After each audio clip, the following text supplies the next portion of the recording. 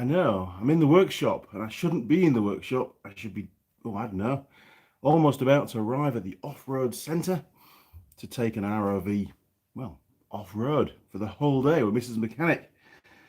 And, well, unfortunately, Jacinda had different ideas. We found that out late last night, so plans had to change. Anyway, let me get caught up. And then we can talk about all sorts of stuff. Most of which I have no idea at this point in time. Bum, bum, bum, bum, bum. Turn down the volume. Excellent stuff. Jim K. Good morning, Jim. I didn't see your comment there. It wasn't showing on the other screen. Skip the adverts. There we go, look. Much better. Right, I'm well armed. I've got semi-warm coffee. I've just made myself some toast because there's no pie this morning because I wasn't supposed to be here. I was supposed to be doing the live stream from the roadside and I would have picked a pie up on the way. But I've got some orange juice, so quite a nice little breakfast actually. Anyway, where are we? Simon Raw, Myford, ML7, nice. I have no idea what it is. I know it's a Myford, Simon, but sacrilege as regards to the actual model and how old it is. To be fair, I don't know. I only picked it up from work the other day and I've done zero research. Useless. I've been very busy.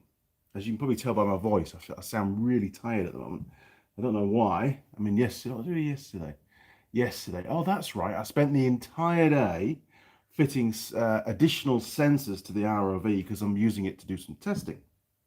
So I had it all stripped out, putting various temperature sensors and airflow sensors and all sorts of stuff on there. And didn't need to, did I? Such is life. What's this? Mike Bazanski, better not get his ponytail caught in those gears. Funny. Hope not. God, my eyesight is terrible this morning. Killswitch BB. Hey all. Hi Andy. Good morning, Killswitch. I might need to try and put the increase the font size of these comments at the moment because I can hardly read them this morning. Roger Heaps. Good morning, Roger. Good morning, Andy. Welcome back to lockdown. Yeah, I know. It caught us all by surprise, to be honest. My youngest daughter, Ellie, was supposed to be going to an island just outside Auckland. Yes, well, outside, out in the sea somewhere. Hence an island. For camping, not this weekend, but next weekend. But of course, the lockdown is a 7-day stint. For now, it might be longer, who knows. So of course she can't go anymore because the island, I believe, is not part of the Auckland area. It can't be. If it was, she'd be able to go. Maybe not. Don't know. Depends how many people on the campsite, I suppose. Oh, Almarine Velocity. Hey Andy. Good morning, Almarine Velocity. I like that word. Velocity. It means you're going super fast. Jim K. Toast is so good. What do you have on it? Well, I rummaged around the bottom of the fridge and I found some jam. I think it's like a 3-berry jam. I don't care. It's jam. All that matters.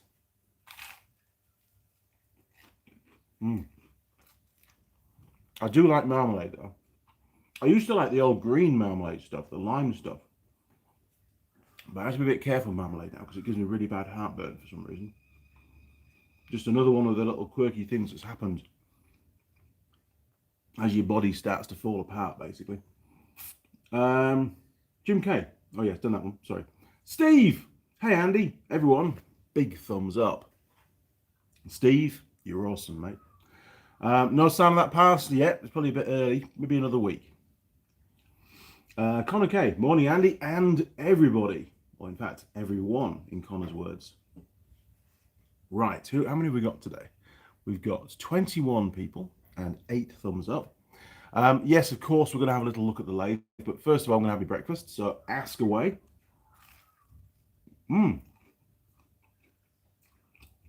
Mr. Smith. I believe there's a typo going on there. Good evening. Well, It's morning here. It's Sunday morning because we're in the future in New Zealand, which is brilliant. It's not a bad morning actually, but yeah, yesterday was spent pretty much, well, the morning was spent trying to work out how to get the lathe off the trailer, because I'd put it on, it was on a, well, I'll show you in a minute, but it was on like a stand that Dave had made for it. Dave was the previous owner of the lathe. He's bought himself a nice new one now. He's very happy. Yeah, they'd lifted it up with a forklift truck, and it was a little bit too heavy to lift off on my own, in all honesty, in one piece. So I undid the bolts from the lathe to the workbench thing that it made, the stand. Give it a little sort of test lift, and still a little bit on the heavy side for Andy, especially nowadays. So I took the motor off, give it another little test lift, and we weren't far away at that, so I decided to remove the chuck and remove the end stock and a couple of the guards, because when I was going to be holding it, I didn't want to break any of the guards, so I took those off. And then Mrs. Mechanic had a brilliant idea to use a trolley. There was a blue trolley in the corner of the workshop, which had an old Suzuki engine on it, which is now gone. The trolley is going to be heading its way to Benjamin at some point. So we put a plank of wood on the top of that, and that sort of gave me about a 1.5 foot drop to get this lathe down onto. And so I was able to pick it up and then place it on the bit of wood, which was, it worked out pretty well actually. And then it wasn't too far off the height of the workbench that it's on at the moment, because it's right behind the camera. Hence why the camera view is a little bit different today, because I've run out of bench. Anyway, we're going to take a look at the lathe in a minute, once my eyesight's come back. Mr. Smith, time is 8:37 in the evening, and I see the future. You do. It's really cool actually. When you go onto a live stream that comes from New Zealand, you're looking into the future. It's brilliant. Brian Moore, hi Andy, I'm on board. Good job, Brian. Al Elish, hey Andy, how are you doing? Well, for some strange reason I'm pretty knackered. I slept all right. I was washing. We've been watching. Big fan actually. Big fan. I nearly scraped the jam off the workbench and ate it. I did. It's all right actually. I did sweep the bench this morning before I started, so it wasn't too bad. Where was I? Completely forgotten. Oh yes, we've started to watch. You all, no doubt, you all remember Life on Mars. Well, most of you should do if you're from England at least. Life on Mars was a really, really good, I think it was BBC actually, BBC TV series with Philip Glenster in it, and his sidekick, I've forgotten her name now. And in the first series, Life on Mars, also had other chap, the main character, forget, but you work it out. Life on Mars, look it up. Very, very cool. Then they brought out, and I think there were 2 series of Life on Mars, and then they went to Ashes to Ashes, which is like set a bit further in time. And we only watched the first series of Ashes to Ashes in the UK, and then we left the UK. Anyway, we found out only last week that they'd made series 2 and series 3, Ashes to Ashes. So of course now we're, what do they call it, binge watching. We're basically blasting our way through the episodes, and we've now hit series 3 last night. So it's very, very cool. Been waiting like 10 years for these things to come to New Zealand so I can watch them.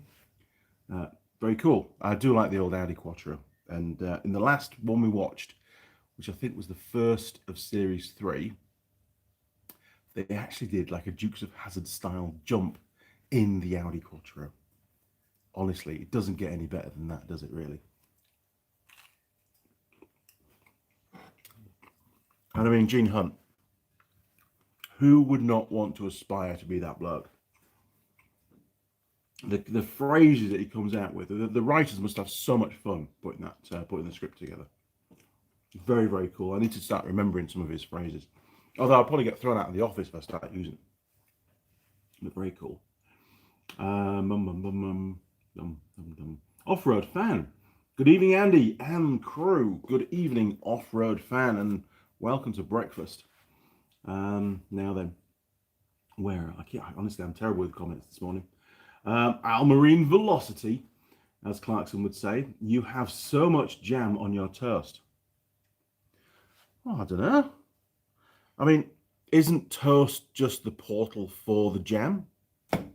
You know, the way of transferring the jam from said jar to one's mouth. Nice that. Jim K, what are the lotto numbers? Oh, very good question, Jim. Unfortunately, I don't play the lotto. I should do. Maybe next weekend you can ask me. I'll see what I can come up with. Simon, can you get BBC iPlayer in New Zealand? I don't think you can. I think it's blocked. Let's have a look. BBC iPlayer.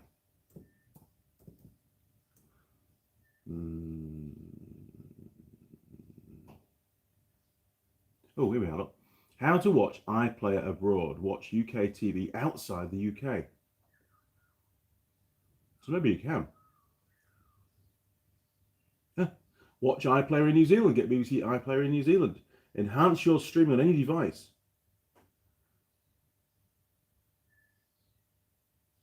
It looks like it's done through like one of those trick VPN things. The actual official, yeah. I think officially no, unofficially, I'm sure you can.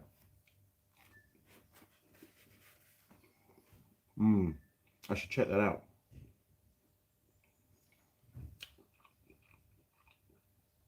Flicky Flack. Andy, what is normal to collect in the engine breather tube on my 250cc motorbike after a year on a newish bike? Well, depends on the working environment and where the bike's been stored. Sometimes you do get a bit of condensation buildup in that breather pipe, which can form some sort of milky residue. If your motorbike is air cooled, then really it's nothing to worry about whatsoever. If your motorcycle is liquid cooled, then, well, if you've not been experiencing any problems with overheating or any coolant loss, then again, nothing to worry about.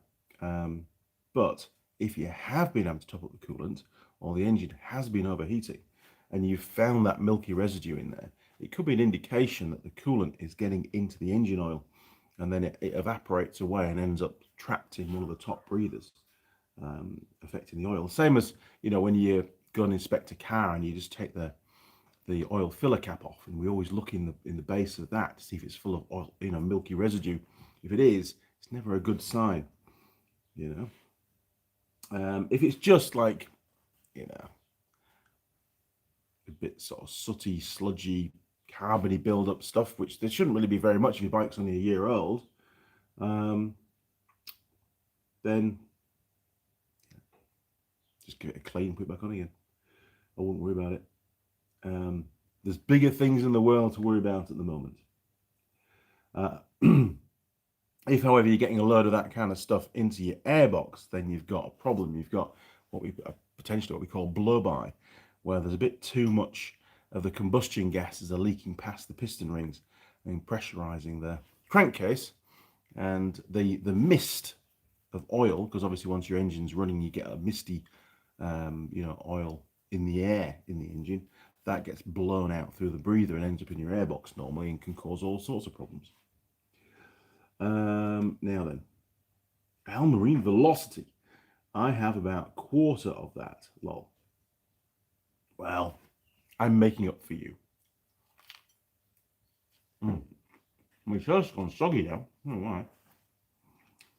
Soggy toast. Kneecaps 2000. Can you do a calendar next year? Want one for my garage? Yes.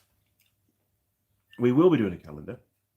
Obviously, we're not going to do a calendar for this year because, well, just didn't happen. Too much going on. There will be a calendar for 2022, but it will be a digital calendar. That's what we decided to do because, as we found out very recently, postage charges, international postage charges out of New Zealand have gone up by about 50% minimum. So sending out a physical calendar is it's just not going to happen. It was expensive enough before. Now it's just ridiculous, and nobody will pay the postage and what they need to pay for the calendar. So it's not going to happen. It was a lost leader last time round. It will be even more of a lost leader this time. So going to design basically a series of PDFs, which then you can have printed out in whatever size you like, whether it's A4, A3, A2, or you could go full bore and go for an A1 full size, almost like a flip chart size calendar.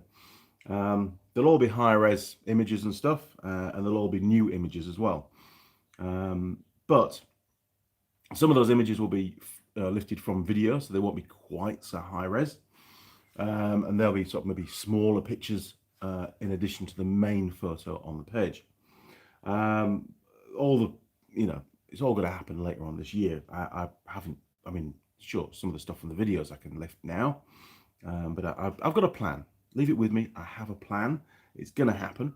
And then what we'll do is you can just drop a donation through on the PayPal portal. And then once I see that come through, I'll email you a link to a cloud folder where you'll be able to download all the stuff you need to get your calendar printed off locally. That's probably the easiest way of doing it, and it'll be super cheap. The plan is to get as many of those calendars out there as possible. And as long as I sort of cover the costs, which shouldn't be too much really, then everybody's happy really. It's not, again, I don't look at that kind of stuff as making a profit out of viewers. It's just for a bit of fun, isn't it, for all of us?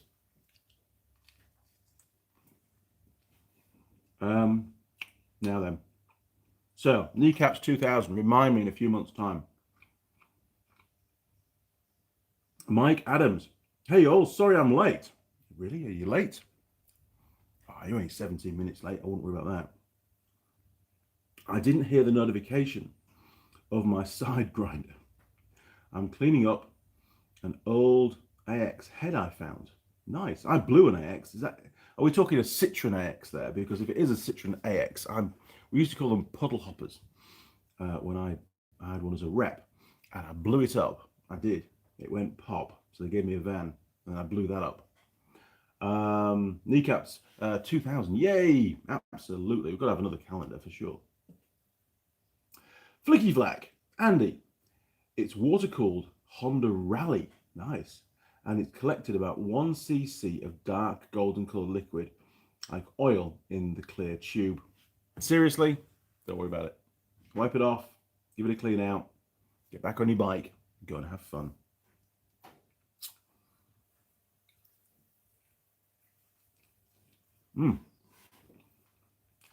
Annalise, no pie today. Well, there is a pie with my name on it, but it's about 150 kilometers that way, on the way to the off-road site where we're going to go and play for the day in an RoV, together with many, many, many other people.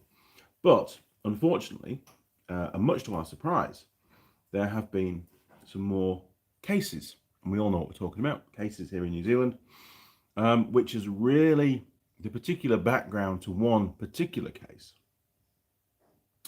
And I only sort of, I was only half listening to Jacinda's announcement last night when Mrs. Mechanic was playing it. I believe that there was also some people, or persons specifically, who had been exposed to somebody else with it.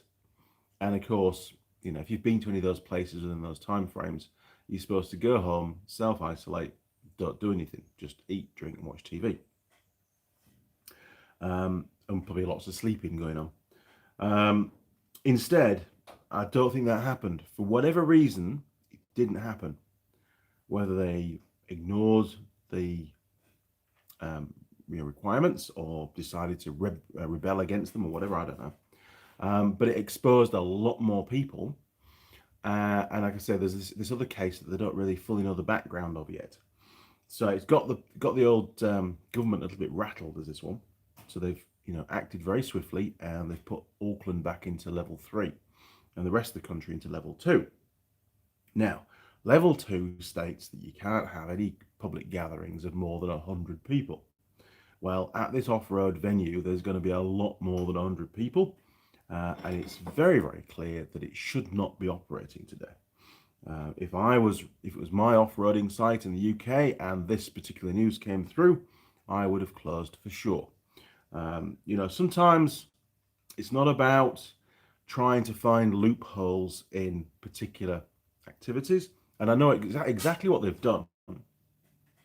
They will be classing each route that they're providing for their customers as a particular activity.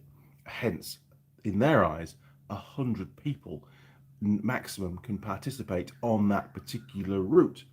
And they'll say to them, hey, whatever you do, don't talk to anybody else or go near anybody else that's on a different route.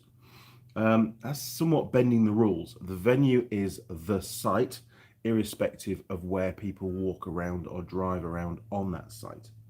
They run the risk of a very heavy fine if they get caught. And I would no way want to be the person responsible for putting that many people at risk.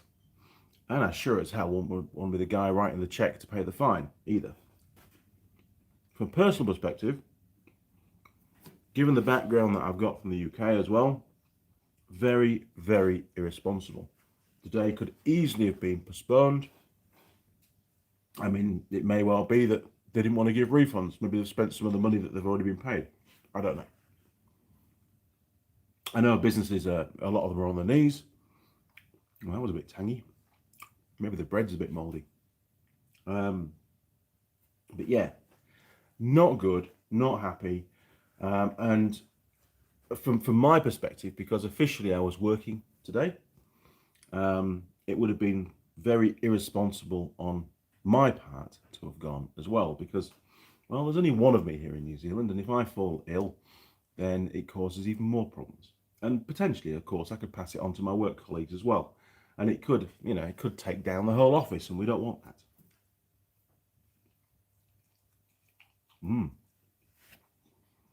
So, you are correct, Al. There is no pie today. I did consider getting up very early and going to get one. But then I thought, you know what? I don't need a pie. I can make some toast. Mike Adams. Oh, sorry. I meant an AXE. Please forgive my previous typo. Okay. Well, good job, mate. An axe. That's what you mean, isn't it? An axe. You've been cleaning up the head of an axe. Okay. Don't cut yourself. Brandon Lee Grant Mills. Hey, Andy. How are you? How are you? I'm going to insert the word this. How are you this fine day? Question mark. Well, Brandon, I'm not bad, actually. Not bad at all. I'm sort of waking up. I was actually half asleep at the start of this live stream. I was pretty knackered from yesterday. I've been up watching Ashes to Ashes, and that's not a cricket game.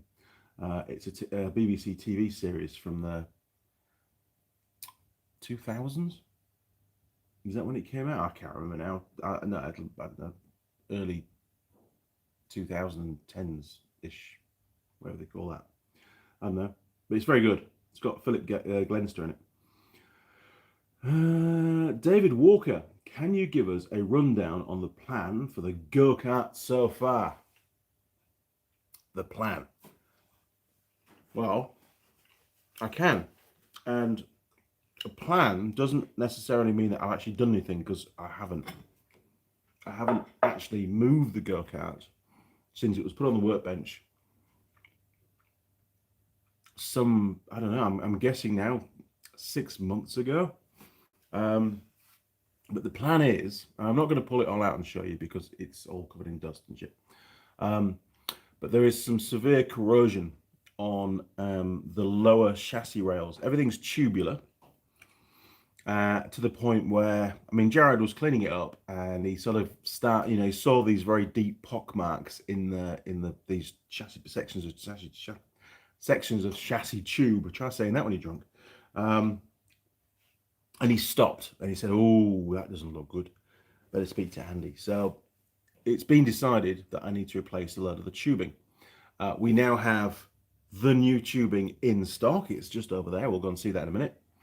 We have also a pipe bending tool, which I bought just before Christmas, I think it was, which is down there in that bottom drawer of that roll cab.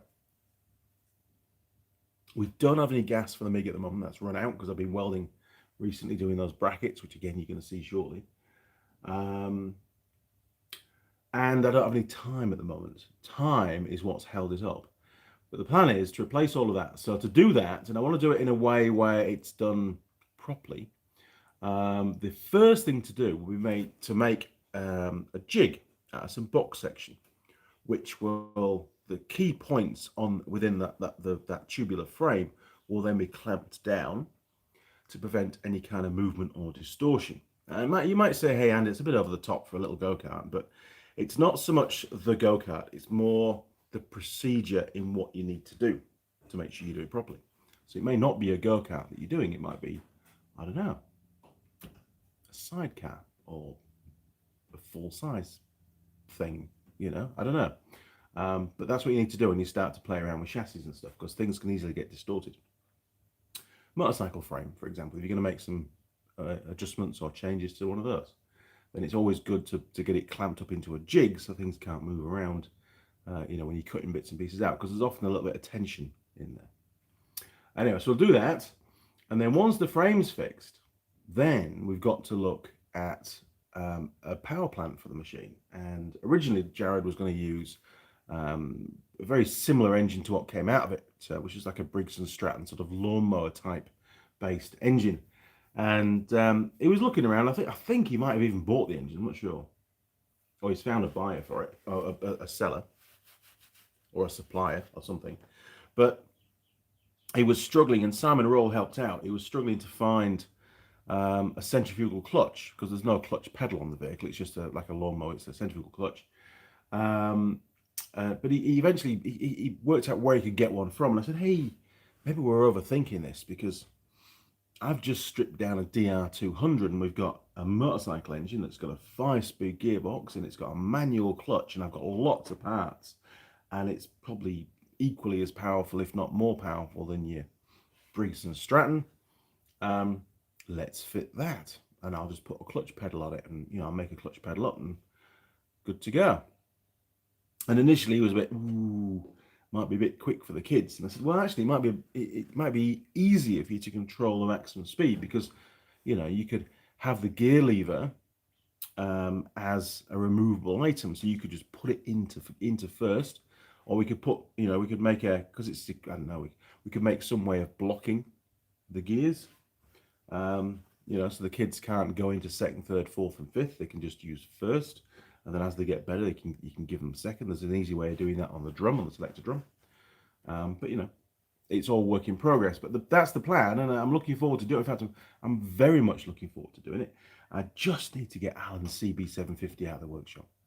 I do. I did start taping up the loom. I chose the furry stuff. Worked really, really well. And sorry, we're jumping around now, but with the CB750, I was just, wanted to make sure that the placing of the loom on the frame had been correct when the bike came in. It's always good to check. So I open up the service manual and I look for the wire routing pages. And although they're a little bit basic, being such an old manual, it soon became very clear that the entire loom had been put on the bike in the wrong position, and I'd based all my wiring on its current position. And I was like, "Oh no, surely some of my wires might be too short, some might be extra long now, it's all going to mess the whole thing up." So I basically repositioned the loom to where it should be from the factory, and all of a sudden everything fell into place. It was a far more sensible route for the loom to go, put a lot less stress on it around the headstock. It actually gave me a little bit additional wire as well, especially at the front end of the bike. So I was quite happy, and I didn't need to make any changes. Obviously, I had to unplug all the wiring at the front of the bike to do the loom wrap. It's not completely finished. Again, we'll go have a little look if you like when we do the wander round, which will be very shortly. Got lots to cover actually, haven't we? We've got Lathe to look at, we've got Alan's bike to look at, we've got the buggy to look at. We've got, yes, pipe bender and pipe and stuff. Remind me what we're doing in a minute. Okay, officially the coffee's cold. Hang on. Right, so David, bear with us very shortly. Let's get these next two comments done and we'll have a wander. Simon, I've been out on the 74 DT project today. Just need to get the carb right. Lean. Then it can be stripped down for paint. Bloody good, Simon. It's always nice to see your projects developing, isn't it? And slowly coming together. I am looking forward to getting Alan's bike out of the way, and then I can focus on the DR. Some good news. What turned up? The rear mudguard turned up. So I ordered a pair of new mudguards for it to spruce it up a little bit. So the rear mudguard has now turned up with some bracketry and stuff. And the inner guard has turned up, which I don't think I even needed, to be honest. I don't know why they ordered that, but anyway. Probably a miscommunication. The fuel tank decals have turned up as well, because the ultimate plan is to paint the older tank and put the new decals on and lacquer it and stuff. Whether that'll get done before the ride, no, I'll probably do that after the ride, because it's going to get buffed as the tank on my, with my bike gear doing all those Ks on the gravel, and it'll just damage a brand new paint job. So I'll do the paint job on the fuel tank when I get back. That's December, January coming up, probably December actually, be fun.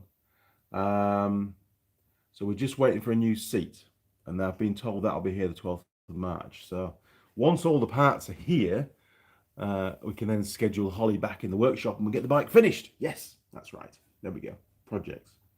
Mike Adams, how often do you find yourself at the beginning of a day, you see 10 or 1,500 projects you need to do, but can't seem to concentrate on just one at a time?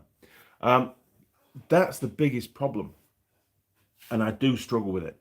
If I start to do have too many things on the go, then the progress of each of those particular projects tends to really almost grind to a halt, and then I lose motivation. I'm not getting anywhere, and one of my biggest problems is I might have a project, or in this case I've got two projects on the go and I've got one in the queue.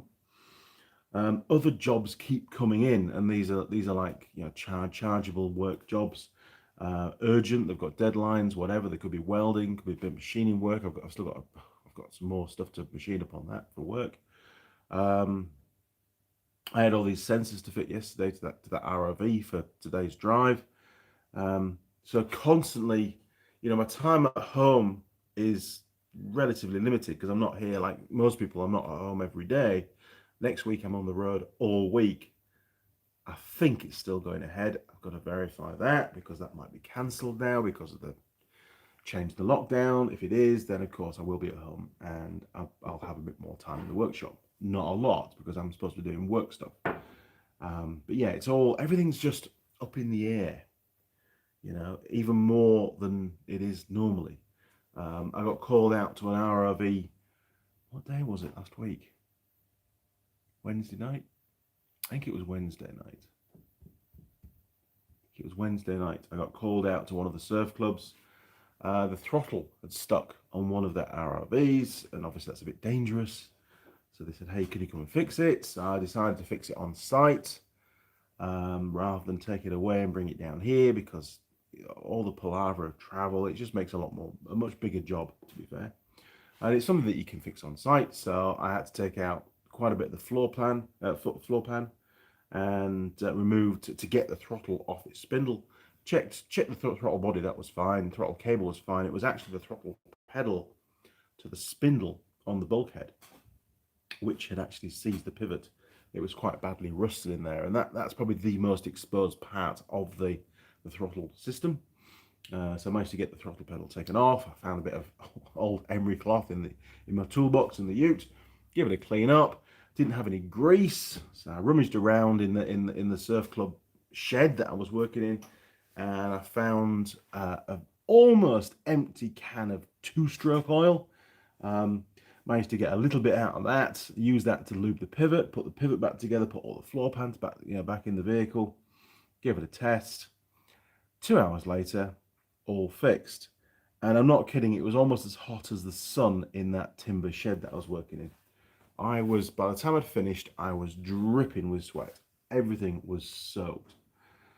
Not very nice, to be honest, because I was in my full gear and I had full trousers and everything on. I wasn't even wearing shorts, so it was just mental. But I got it done, and they were very happy, and of course it created an invoice, which is nice. So there you go. So much stuff going on. Simon Brawl, the DR200 engine is just put some plastic tube in the carb side to restrict the airflow into the engine. CV carbs work well like that. Yeah. Okay. Well, there you go. That's easy. We can do that. Not a problem. Cheers, Simon. Saves me a lot of messing around. I'd just give it to them full noise, to be fair, and, survival of the fittest. Learn to drive it without crashing, kids. Bob Kinney, don't burn yourself out, Andy. I won't. I've just got a lot of people rely on what I do, and in some ways I like that, I suppose. Or maybe I thrive on it. I don't know, but yeah. And of course, we've got the lathe. Great segue. Got the lathe project. Now, this lathe, before I show you it, very, very close. Almost good live stream tricks, this, isn't it? Keep you hanging on. This lathe belonged to a very good friend of mine, Dave Cole, who I work with. I won't say where, but I work with him. He's sort of my right-hand man, and a very, very good chap he is indeed. I wouldn't class him as a technician. I wouldn't class him as a mechanic. I would, with it beyond any doubt, class him as a motorcycle engineer. He's built many, many race bike engines over the years with great success. He's very well respected in the industry, and he gives 110% all the time. Very nice chap as well, to be honest, on a personal level. Get on with him extremely well. Many, many stories. Will be a great guy to have down at the pub every night. Just done so much with his life, and he knows his knowledge base is just incredible.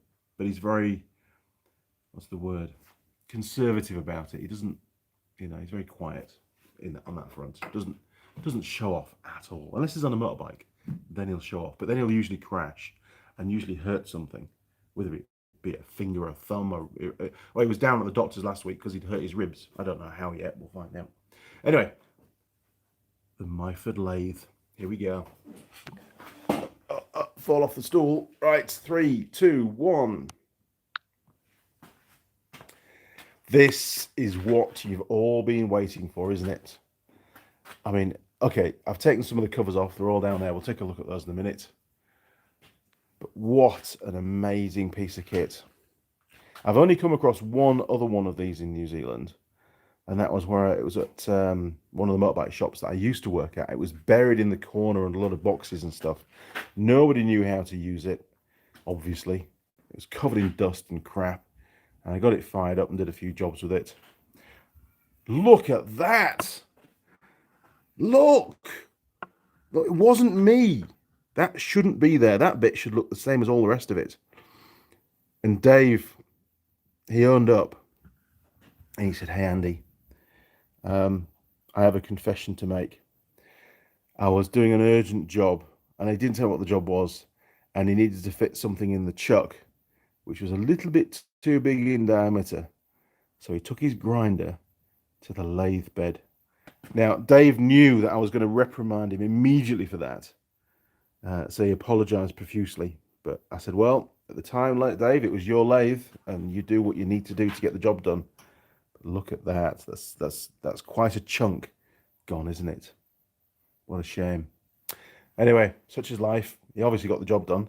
But yeah, it actually looks, and Dave used this a lot.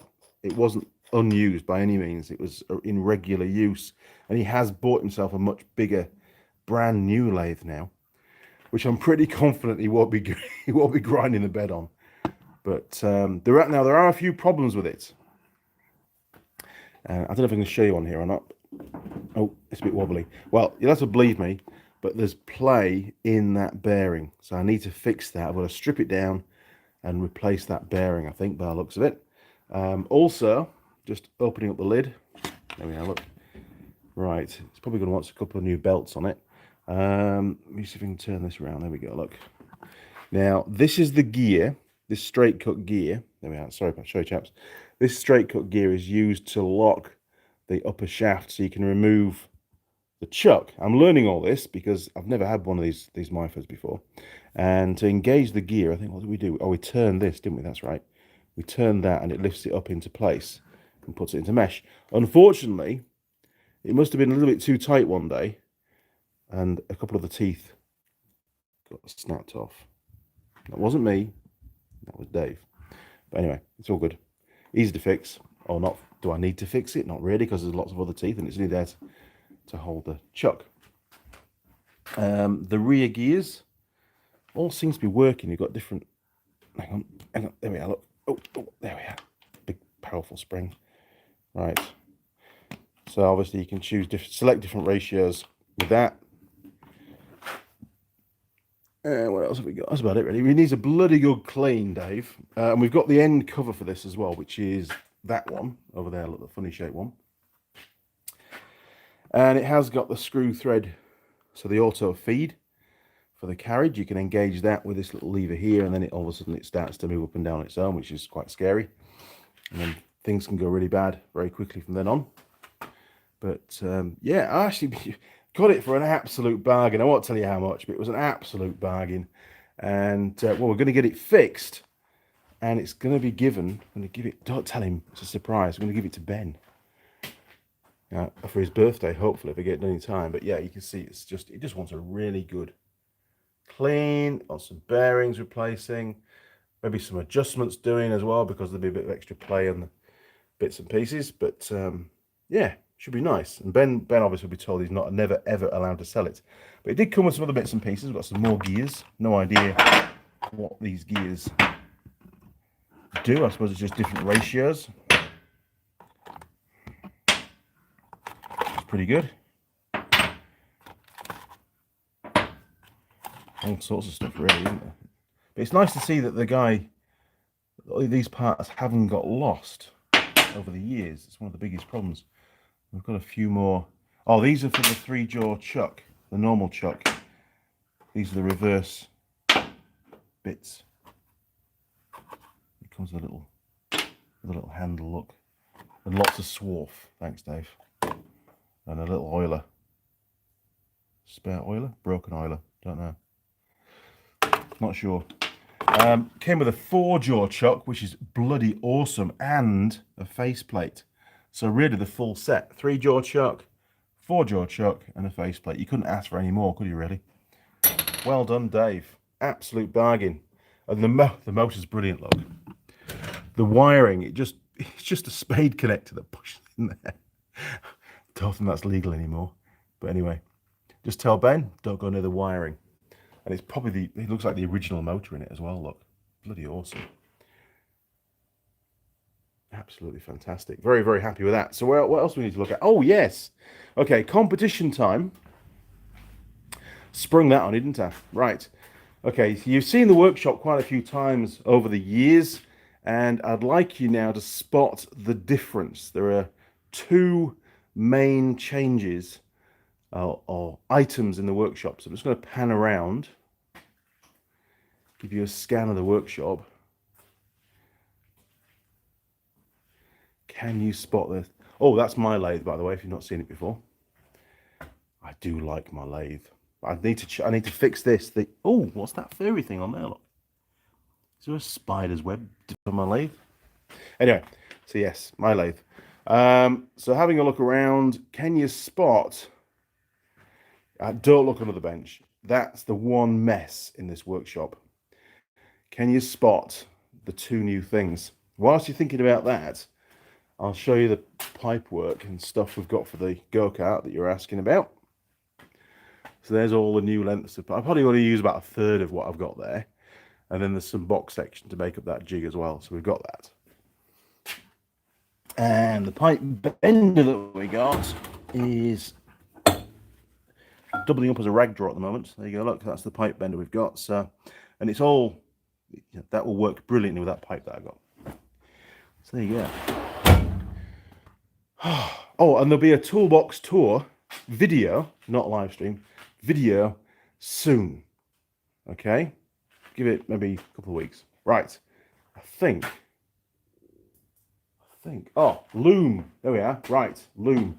So, CB750, jumping around as always. Where do we start? Let's go around. Start at the front, Andy. Start at the front. Okay, so it's now official. Every single connector on this bike has been replaced, as has quite a lot of the wiring, to be honest. So this is what ends up inside the headlight, this bit. And these are all the switchgear ones. They're all done now as well. We did some repairs on the actual right-hand switchgear. I've not even been in the left-hand one. I just daren't go in it, to be honest. Otherwise, there'd be another one to do. Right. So the loom on these, officially, before it was coming out down here, and it was taped or clipped to the underside of this rail on the left-hand side. It doesn't go there. It comes basically around the side of the headstock, so gone is that big loopy swan neck that was there before. And then it's supposed to run, I have had to change it slightly, it's supposed to run over the top of the coils down here, but I just could not work out how that was possible. And it certainly isn't possible with the Dana coils, because there's just not enough space, to be honest. So I've had to run it underneath and between the two Dana coils. You can see there, look, it's just popping through. Here's my finger, just down there, look. And it comes down, and I've used this really cool cloth. And I wasn't sure, I did a bit of a test run. Are you going to focus? Come on, camera, you're not as bad as I am. You're not too much alcohol, I think, for the camera. So there you go. It's like a cloth type material, which is over here, actually. Yes, so that's the stuff. I think that's the roll. I think that's the one there, look, yes. Hallotape Protect 300. Polyester fleece tape. And that's another one there, look. Oh no, not that one, this one. Yes, hang on. Oh, I can't do things one-handed, hang on. Hang on. So this one I didn't even use. But there you go, look, that's what it's called. Just to be sure. Polyester fabric tape. Oh, that's fabric. That's different again. Oh. Yeah, I think it is that one then. Polyester fleece tape. And I really liked it because it kept the whole thing stayed really, really flexible with this. Wherever the end is. I'll tear a bit off and have a look. Hopefully. Live TV. Don't do live TV. Don't work with kids. Oh, you're going to have to see. You can see the whole thing just flexes around. It's just like cloth. But it's really easy to manipulate. It doesn't render the wiring harness really tight. You know, tight to move. Right, so I think, yes, we'll just go back over here again. Dum. Bit hard to see. Yeah, okay, so at the ends of various sections, I think that, oh, you can just, let me see if I can put the light on. Put the light on? Don't know, will it give me the light? No. It won't. Okay, I'm not going to risk that because it is a live stream. Okay, so wherever basically I've got a long section of the fleecy tape stuff, and then there's a branch going off. Let's see if I can find one. There, look, yes. So you can see we've got a branch coming off. I would use just some normal insulation tape just for a short section, just to tie off and give a nice neat finish to the fleece tape, because the fleece tape is nowhere near as adhesive-y or sticky And that would basically, I think, gives it more security. But I think actually it looks very smart for the era of bike as well. I do like it, and it's very easy to move it around and that kind of stuff. So yeah, good job, I think. Right, back to the bench.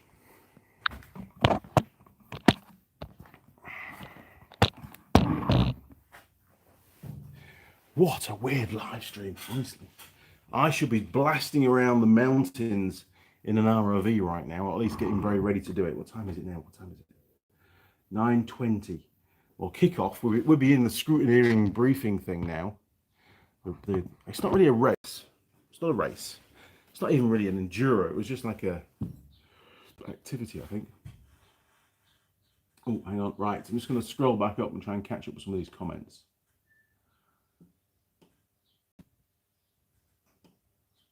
There we go. Connor K, click the like below. It's free and easy. Thanks, Connor. Jim K, Andy, did your customer say how cool it was that you're getting calls from the USA? I was doing training, Jim, but he was actually really quite surprised that somebody from the USA was ringing me up. Yes, he was. He was a bit taken back by that. It was a young lad in the workshop. Began with a T, Tyrone or something. I forget his name. I meet too many people. That's what it is. Jim Haynes, finally here. But I did hit the like button. Good man. 31 likes, 39 people in the workshop at the moment. It's getting quite crowded. It's good. Flies. Oh, just suddenly loads of flies arrived. What's going on? Alan Cook. Hiya. Now then, Alan, on that note. Jeez. Hang on. I'm going to hit the fly spray.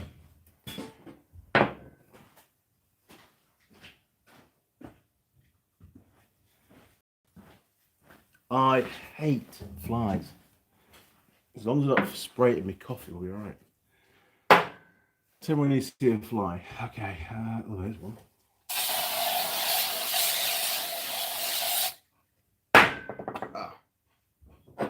Cheers.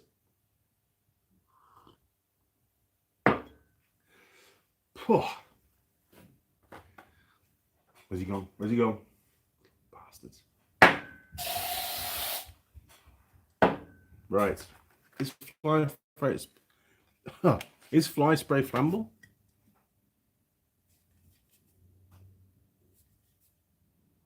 Doesn't say so. Can you see it on there? I can't see any flammable signs on there, can you? All right, here goes. Oh, Mrs. Mechanic's getting on mental because I stole all the cigarettes this morning. All 3 of them. I've not had any yet. The first one.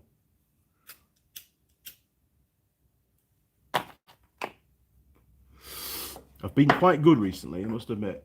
I'm trying to cut down. It's funny because I went to the doctor's earlier in the week. That was something else I had to do as well, actually. And I finally spoke to him and said, look, my left elbow's hurting now. My right elbow was hurting, and it still hurts a little. Hurts a little bit. And and then we got onto this. He told me what he thought the problem was with that, and I've got to go for some more tests, and they're going to steal some of my blood and other bits and pieces. And then I'll let you know what the outcome is. Life of a hard-working mechanic. Anyway, and then he goes, what did he say to me? He says, oh, yes, and do you drink and smoke? And I said, yes, tick, tick. I said, why wouldn't you? And he said, okay, so how much do you drink a week? And I went, well, on a good day, I can probably knock back 4 or 5 pints. I said, no, I'm only kidding. Usually, because 9 times out of 10 I'm driving, and I have actually started to drink non-alcoholic, I know, non-alcoholic lager, because, you know, company policy is that we don't consume alcohol. The added benefit is, however, because expenses don't stem to alcoholic beverages, if you buy non-alcoholic beverage, it's free because it gets paid for with your meal.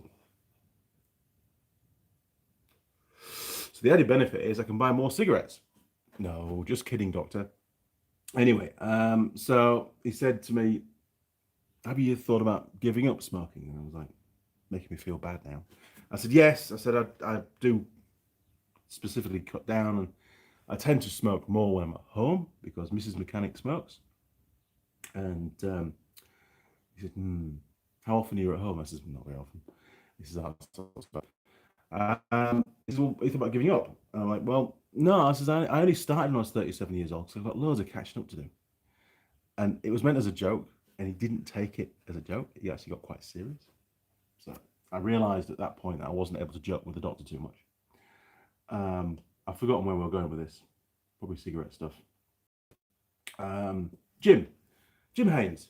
Different ratio gears are for thread cutting for different thread pitches. Brilliant. Thank you, Jim. I haven't done any thread cutting on a lathe before. Not had to yet, but maybe get around to it one day. I don't even have any bits that would do thread cutting. Maybe you've got to use a special bit as well. I don't know. Something we never covered at school. We sort of ran out of time with that kind of thing. I'm sure there's a YouTube video on it though. I need to watch that. Mike Adams, on the Go-kart project, instead of making up a clutch system, have you considered a semi-auto transmission for it, such as on the little Honda 50 motorcycle? Well, I could do. Believe it or not, the Honda C50 engine is exactly what I had in my go-kart when I was a kid. And basically, you just cut the gas and bang it into the next gear. Yes, but a lot of New Zealanders don't drive manual cars because they can't use a clutch. And I think one of the things that Jared would like is for his kids to learn how to use a clutch, especially if they're going to go on to using motorcycles in the future. I don't know how whether that's going to happen, whether that's on the cards or not. But clutches are very quickly becoming a thing of the past in the automotive world, in the car world. They're even trying to make, automatic gearboxes feel like manual gearboxes, and they're actually starting to use manual gearboxes as auto gearboxes that are electronically controlled, as you well know. Dual clutch gearbox, for example.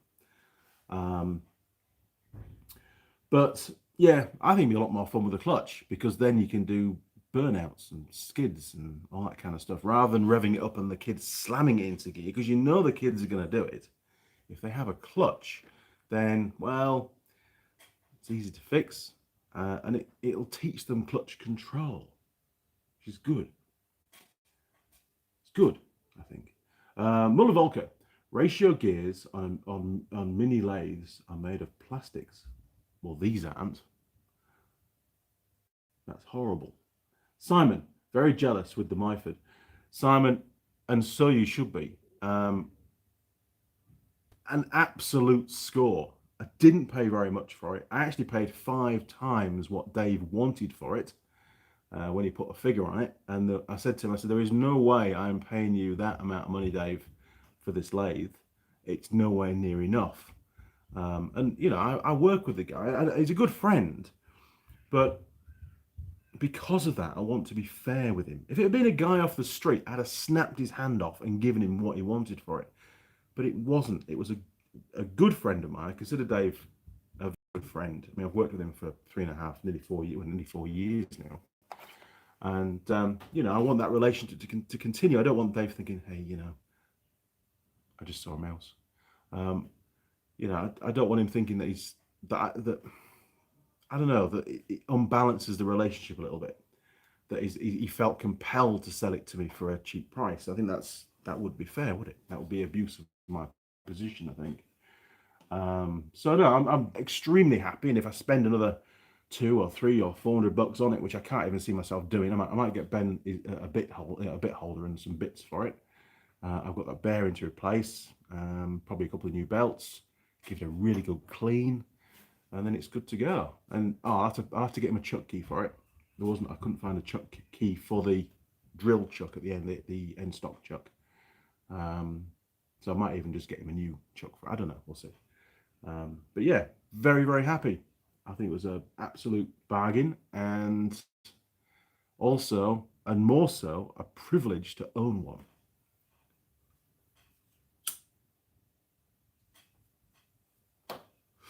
But like I said before, it'll come with a covenant to Ben that he will not be allowed to sell it. And if at any time he doesn't want it anymore, it's got to come back here.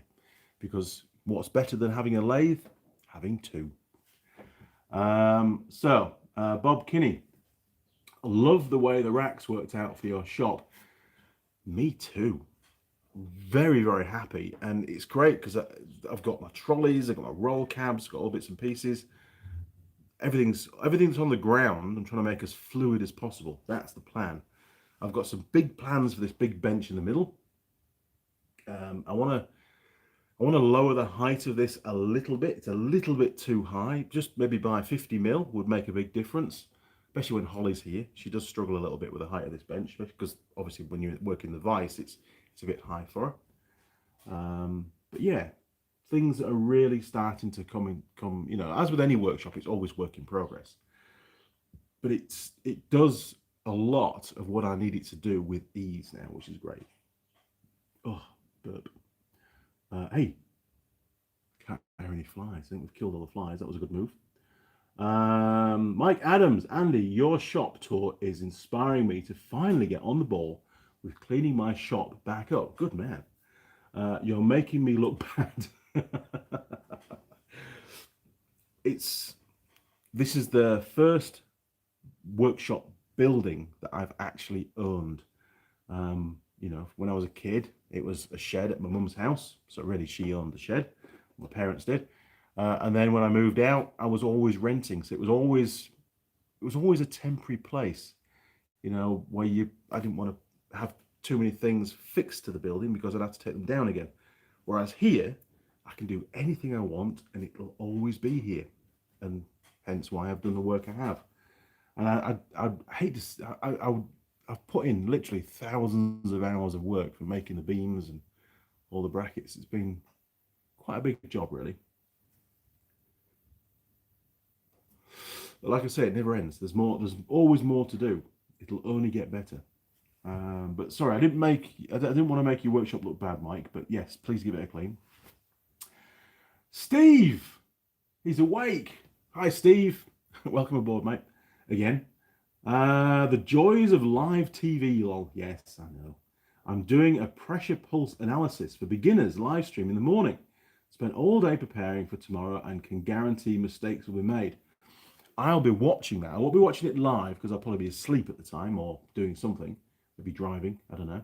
But I will definitely check that out, Steve. I do like your videos, and that pressure pulse analysis is something that I'm really keen on getting to know more about, especially and specifically on cooling systems and obviously head gasket failures. I want to really, with the technology we've got now, we can be far more conclusive about testing for failed head gaskets, and having that and being able to take the vehicle out and drive it with that in place and the scope set up to record, obviously, you know, you can put the vehicle under load, and I have quite a few problems where techs don't die. You know, it may be a very minor leak under heavy load, and they can't pick that kind of stuff up in the workshops. They just send it back out, and of course it fails again.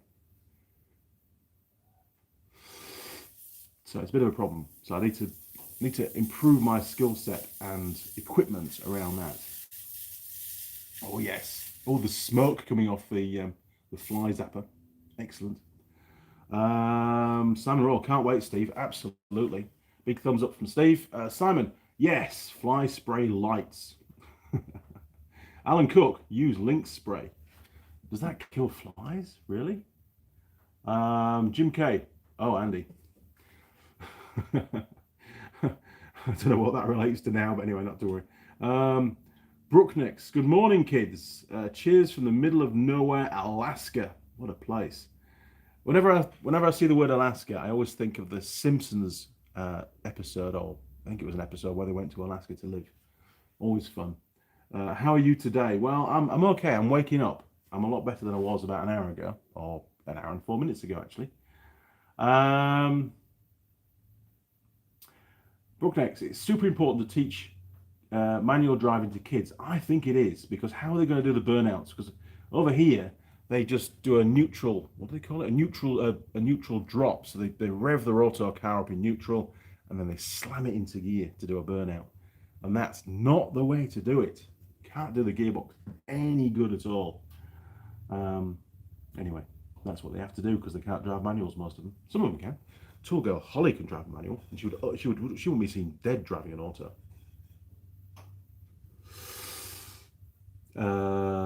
David Walker, Andy, your live streams are the best. You seem to always be so upbeat. Thank you. Well, thank you very much. This is just me. I don't put on a particular persona for a live stream or when I'm doing videos. This is just the way I am. We have a good laugh in the office, I must admit. In fact, I did actually, I'll be honest about it, I was doing some filming recently for work on a new model RoV, and Jim knows which one it is. And this particular model of RoV's got a lot more ground clearance than the previous ones. And you know, it's nice to put forward various ideas when you're planning the film, the filming. And I really wanted to highlight just how much ground clearance the vehicle's got. And I remember when I had the Unimog, I remember lying under the Unimog, and that's got tremendous amounts of ground clearance. I can't remember exactly what it was. And you know, I was lying there and there was still loads of room. And I thought, we could get Tool Girl Holly to lie on the ground and I could drive over her with the RoV, and I could stop when she's directly underneath the middle of it, and she could do a piece to camera and go, look, loads of ground clearance, then I could drive off. But they said, no, you can't do that, Andy. That wouldn't be good. So at least I forward the idea, you know, I'm full of ideas, but they shot me down. And of course, I was only jesting. There was no way that I would get that passed, especially from health and safety, I'm sure. Now then, Jim Haynes, the tool is just a V-tool, ground to proper angle depending on pitch. Oh, okay, cool. Brooknex, all three of my kids learned how to drive dirt bikes around at the age of 5 or 6. Now they can all drive manual transmission vehicles or motorcycles safely whenever they want. It's just a skill, isn't it? You know, as a mechanic and working with my dad as well at the dealership, you know, I was driving lots and lots of different cars. I've driven thousands of vehicles over the years. And I always find it a bit weird when somebody gets into a car they've not driven before, and the first thing they do when they come to set off is they stall it. And then they start it again, they stall it again. You say, well, what's the problem? You know, oh, the clutch bite point's a bit different to in my car. But you can feel the clutch bite point. You can hear the engine revs starting to drop down. So you know, for someone that's experienced, you automatically know where the clutch bite point is, and you have the feel for it. Whereas people that are a little bit insulated from driving manuals tend to think that the clutch bite point should always be in the same place, and that really isn't the case. I always find it funny. Right. Ooh, Mike Adams, yeah, clutches are going the way of the column shifter for sure. A guy I went to high school with could drive a manual, but couldn't get the concept of the swoop from first to second shift on a 3 on the tree. The nearest I got to struggling was Ben had a Mitsubishi L300 van, and that had a column shift. It was manual, had a clutch obviously, but it was a column shift. And every now and again, I think I used to go from, I don't know, first to fourth, not first to second. It was a bit weird. But once you've been driving it for, you know, a few minutes, you soon got into the swing of doing it again. At least I never went in from first to reverse. That would have been fun. But we sold that to some French students, and they took it down to the South Island in the end. I don't think it ever came back. It was in a pretty bad shape. Lots of rust was the problem with that one, and it burns a bit of oil. I think I did put a clutch in it. Yeah, I remember putting a clutch in it. That was the biggest job we ever did, was put a clutch in it. Simon, the only thing missing from the lathe is a DTI gauge. If you need any, I'll see what I can do. The guy who rings the local second-hand lathe place owes me a few favors. Cool. So is it a special mount for the DTI on the lathe? I mean, I've used plenty of DTIs in the past, but I just use the magnet base onto the lathe bed. Yeah, Simon, whatever you can do to help, I'm sure Ben will be very, very happy. Steve, you've done a great job, mate. Awesome work in progress. I got a cup. Cheers, Steve. Oh, I got a trophy. It's not often to get trophies. S&A Auto Repair. Greetings all. Hope you are well and healthy. Raining here in New York City. Nursing Nursing a bad back. Holy crap. Been stuck in the house since Tuesday. You got to stop lifting engines, mate. That's not good. I hope you get better soon. Bad backs are not good at all, are they? Luckily, I've not twinged my back for quite some time. Even though I lifted the lathe off the trailer yesterday. Jeez, honestly, it must be. It does feel a bit tight. So maybe it's, I've woken a muscle up. I don't know. Steve, hey Corey, get well soon, brother. Yes, from all of us. I think we all wish you to get well as soon as possible, and just stop lifting engines, basically. Alan Cook, how's Holly? Holly is doing just fine. She's very happy. Brooknex, my very first car at the age of 14 was a 1969 Camaro RS SS 396 convertible. Paid $150 for it from a little old lady, and after 3 years I sold it and bought a 1967 Oldsmobile 442 because it was manual. Holy crap, that's cheap. $150 for a Camaro. Good job. Jim, manual transmission is an anti-theft device for the new generations. It sure is. I remember seeing a guy a few years ago when I was teaching at Unitec. I was in the traffic and there was a guy in a Skyline, an Asian lad it was, because we were at the lights, and there was 2 lanes and I was in the left lane, he was in the right lane, and it was hilarious seeing him trying to use the clutch. It was just like he just gave it loads and loads of revs, and then was there just riding the clutch all the time to get the car up to speed. Honestly, poor car. It wouldn't have lasted long like that. He was really, the concentration on his face was just, it said it all, to be honest. He really should get some lessons on driving a manual. Simon, how many times have you driven an automatic and tried to just press the clutch? Not anymore, because obviously the Ute that I drive now is an auto because they wouldn't give me a manual because nobody else really, there's very few people in our organization that can drive manuals, so they just buy autos for everybody, and that way anybody can drive them. It's more flexible. And to be honest, for the long distance runs that I do, an auto's fine. Especially the towing that I do as well, Yes, it doesn't give me the kind of engine braking that I'm normally accustomed to on the downhill stuff. And you've got to constantly, if you're on cruise control, you're forever monitoring that, because it really isn't a cruise control at all. When you go downhill, it just speeds up. Very annoying. But anyway, I suppose that's how cruise control of that era used to be. I do get lazy when I'm driving now, because I'm thinking of lots of other stuff rather than just driving. But yes, when I was in England and whenever I got into an auto, I found it very, very difficult to drive. Constantly looking to, like you say, press the clutch down and put your hand down to the gear lever to change gear. Honestly, it was just ridiculous. Just magnetic stands. Okay. Thanks, Simon. Brooknex, lol, Jim Haynes. Alan Cook, my first car was a Fiat 126. Now that is a car to have fun in. A Fiat 126. Can't go wrong. I might have to switch to the orange juice, I think. The coffee's stone cold now. So, because I'm not out enjoying myself, thrashing around the countryside in an RoV with hundreds of other people, I'm at home. And because I'm at home, I need to be productive. And one of the things that's been waiting to be done for a very long time, it's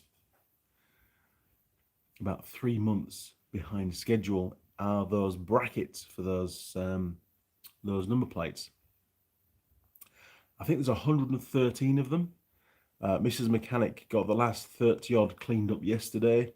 A little bit of welding splatter here and there that she's taken off, and she's cleaned them all up with a wire brush on the drill, a rotary wire brush. And they really are ready to be painted. Now is the perfect time to paint them. So today I have to paint them in their primer, their undercoat. And then hopefully tomorrow morning, or tomorrow, yeah, it has to be tomorrow morning. Maybe. No, I don't think I have time. Probably the weekend, the Saturday when I get home on the Friday night, do it on the Saturday, they'll get painted gloss. And then I can take them back up to Auckland when I go back up. Because I need to get them out of the workshop. They need to be delivered. It's been dragging on way too long. So I'm going to be spraying today, so I'll have all black around my nose and stuff again.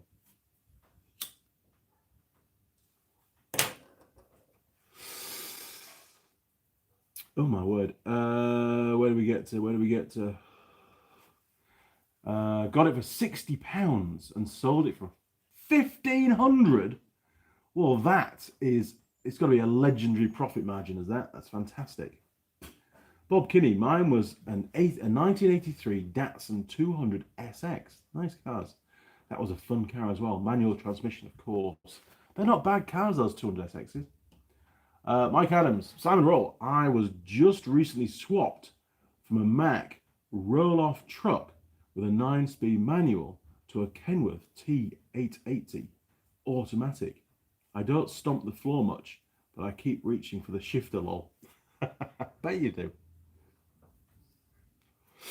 I used to love driving our Unimog. That was that had basically it was a 4-speed transmission with a splitter in it, so you could. Or was it a range change? I don't. I'm not a truckie. Okay, so you had 4, and then there was an air shift, and then you had 5th, 6th, 7th, and 8th. And then you also had high and low. So that's right. It had ultimately 16 gears forwards, and all the gears were available in reverse as well. So you could just move one more lever, and it would turn it into a reverse gear, whichever one you're in, which was really good for shunting around. That had a twin clutch in it. Had dual clutch discs. Never had to change the clutch on it though. I was very careful with the clutch because it would been very expensive to change and a big job as well, I think. But yeah, I did like driving that. That was fun. The old ZIL 131, that was a manual as well. That was a nightmare to drive. Always crunching the gears in it. I don't even remember. Don't even think it had synchro in it, to be honest. I can't remember. But it was a pig of a thing to drive around and incredibly thirsty on fuel. We used to run it on petrol. Alan Cook got it for $60 and sold it for $1,500. Yes, you did. And that is brilliant. That's like, if you work that out in percentage profit, that is phenomenal. Simon, Mike Adams, scooters are even more fun. You pull back the brake, not the clutch. Yes. Yes, you find yourself practically going over the handlebars whenever you can try and change gear.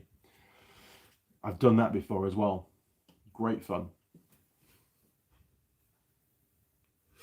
So, I asked you a question when we did the little walk around the workshop, and you've had plenty of time to think about it and to look back at other videos.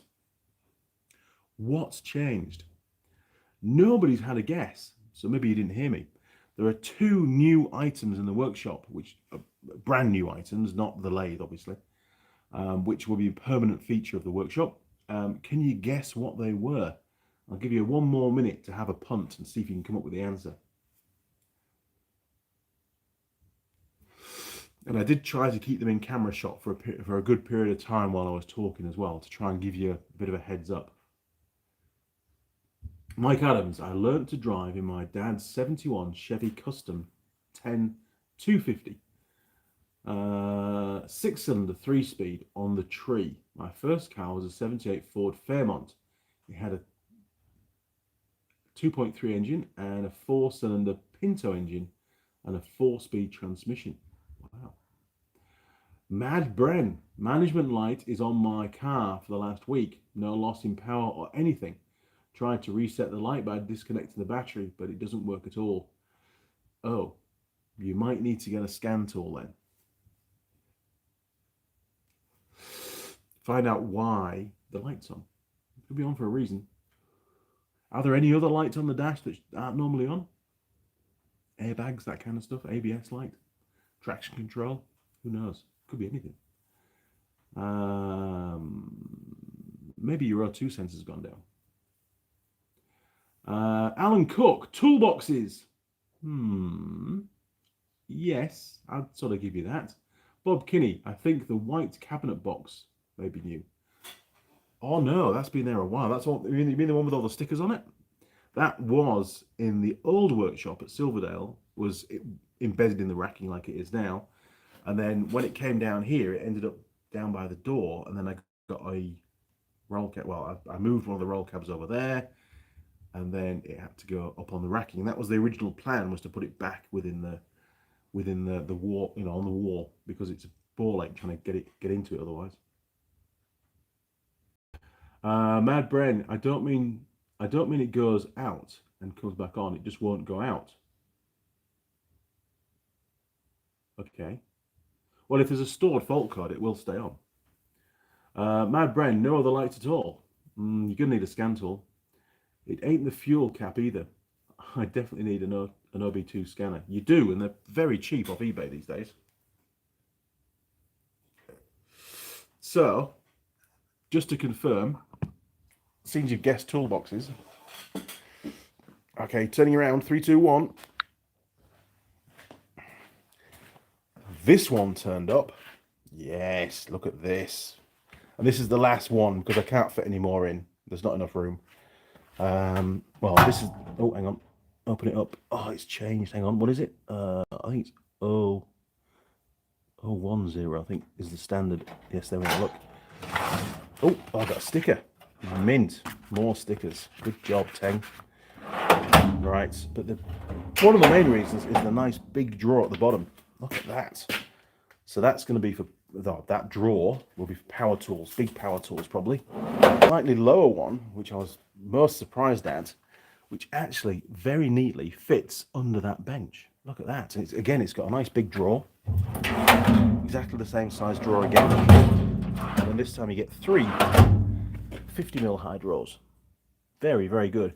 And this bench here absolutely is the next thing to get cleaned out. And I've got big plans for that.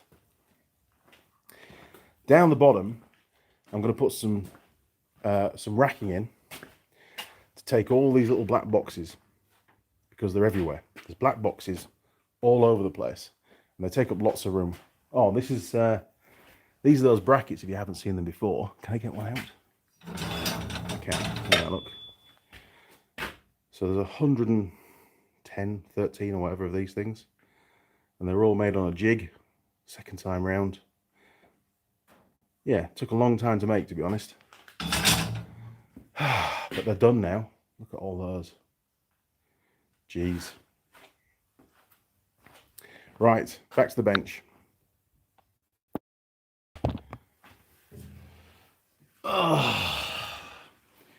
So, like I said, today he's going to be painting all those bloody brackets. Get them out of the way.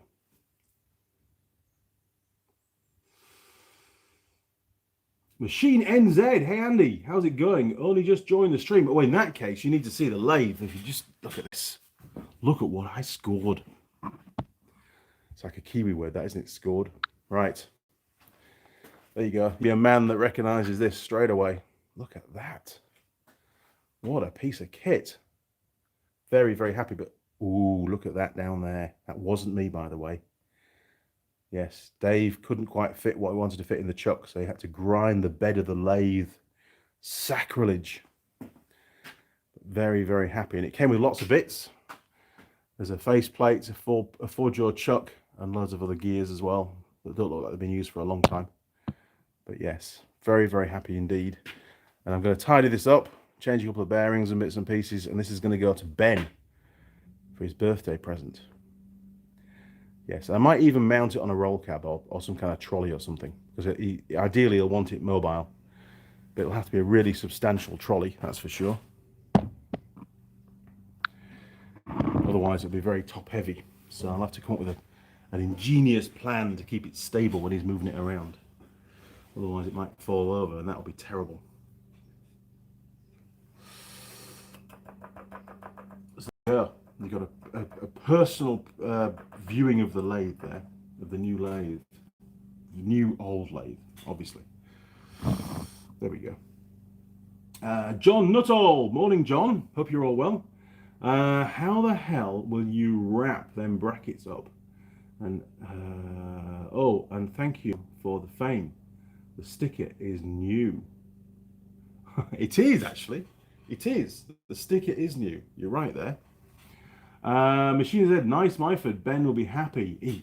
I think he'd be over the moon. He does like having access to a lathe, and when he comes down, he often uses my lathe. And he used to use the lathe back in England when he was a kid to make bits and pieces. So yeah, he's going to be blown away when he gets that. He is going to say, where the hell's it going to go in my little tiny workshop, Dad? But I'm pretty sure, son, you'll be able to find some space for that. Anyway, nobody tell him because it's a surprise for his birthday. Right, crew. I'm down to one cigarette, and I'm going to save that for Mrs. Mechanic because she's going to be very upset that I stole the cigarettes this morning.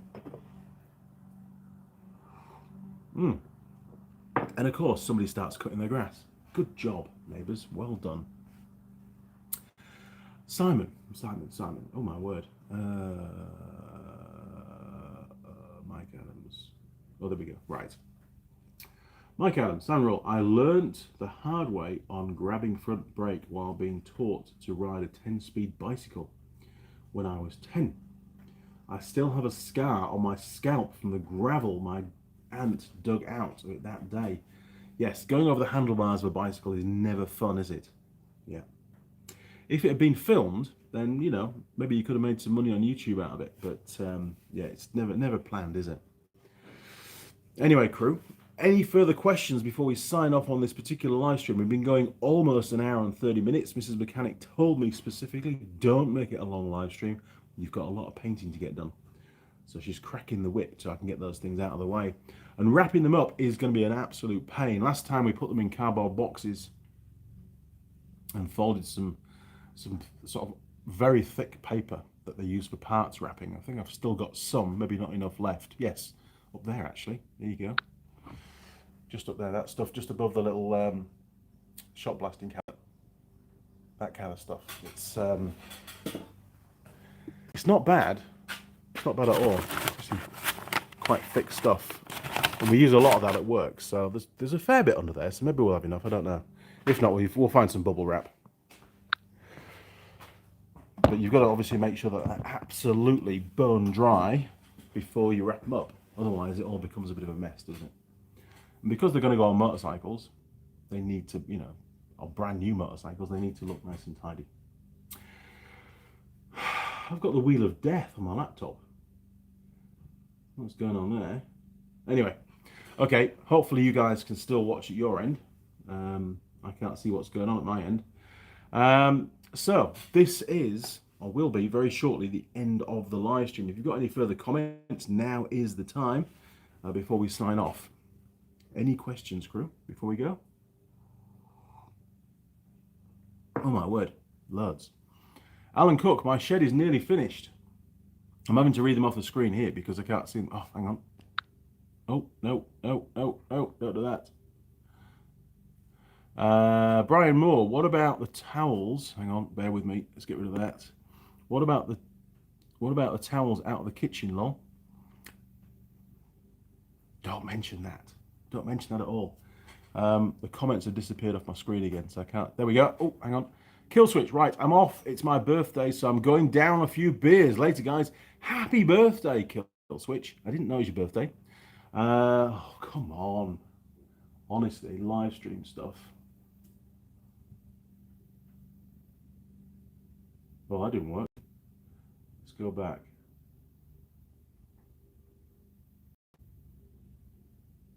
Oh, there we go. It's working again. Right. Yes, Brian, don't mention to Mrs. Mechanic about towels.